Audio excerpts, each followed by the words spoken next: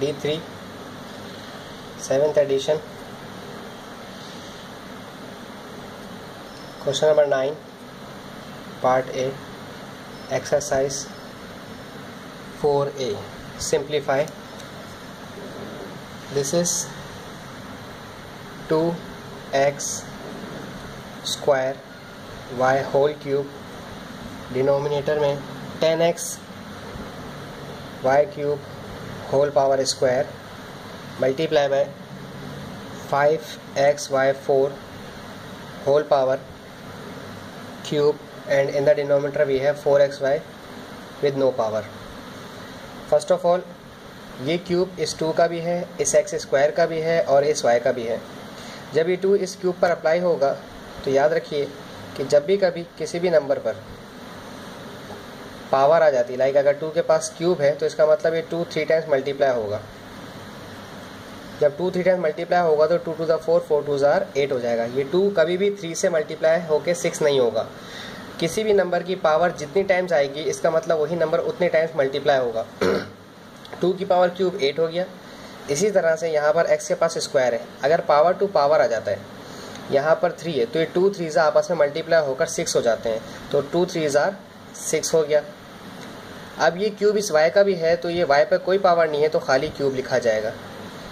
इसी तरह से डिनोमिनेटर में 10 के पास स्क्वायर है तो 10 का स्क्वायर मतलब 10 10s are 100, 10 2s are 20 नहीं, 10 10s are 100. x के पास कोई पावर नहीं है तो it will be x square, और y के पास 3 2s are 6 है, मल्टीप्लाई बाय 5 की पावर क्यूब. अगर आपके पास 5 की पावर क्यूब है तो इसका मतलब ये है कि 5 3 टाइम्स मल्टीप्लाई होगा. 5 3 टाइम्स मल्टीप्लाई होगा, 5 मल्टीप्लाई बाय 5 मल्टीप्लाई बाय 5, तो इट विल गिव्स यू 125.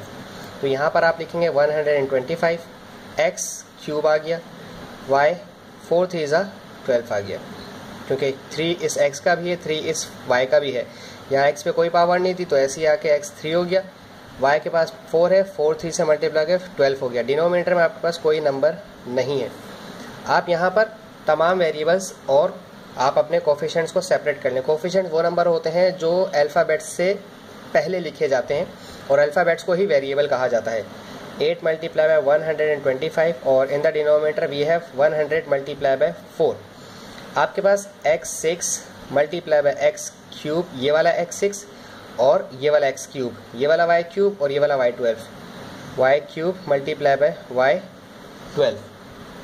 और डिनोमिनेटर में आपके पास ये 100 और 4 तो मैं यहाँ लिख चुका हूँ. अब ये x स्क्वायर और ये वाला x square multiply by x और y6 मल्टीप्लाई बाय y. वैसे तो इसे यहाँ पे डायरेक्ट किया जा सकता था, लेकिन जस्ट फॉर बेसिक्स मैं इसको मज़ीद डीपली एक्सप्लेन कर रहा हूँ.